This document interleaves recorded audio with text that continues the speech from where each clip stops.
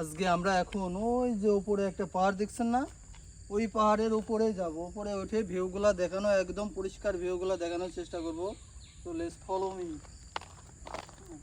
এখন কিন্তু আমরা আছি একদম পাহাড়ের মাঝে, পাম বাগানের মাঝখানে।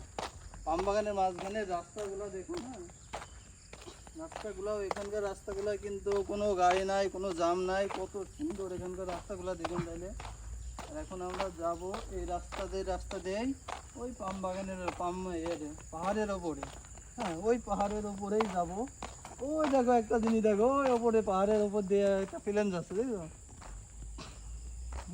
একটু পরে দেখা যাবে। আসুন আমাদের সাথেই আসুন। এখন পাম বাগান, এই রাস্তাটা কিন্তু একদম ফুল পাম বাগানের ভিতর দিয়ে। এইদিকেও পাম বাগান আছে, এইদিকেও পাম বাগান আছে। আমরা যাবো কিন্তু আস্তে আস্তে। আমরা পাহাড়ের কাছে চলে এসেছি।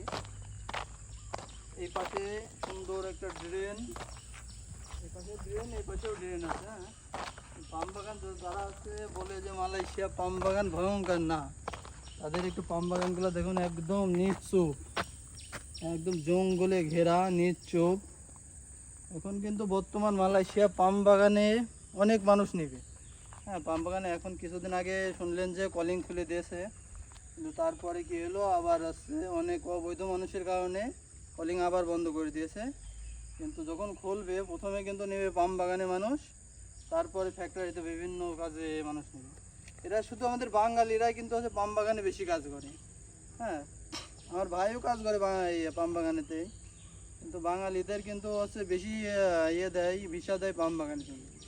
কিন্তু আমাদের নেপালি, তারপর হচ্ছে পাকিস্তানি দেখবেন যে ভালো ভালো পোস্টে আছে।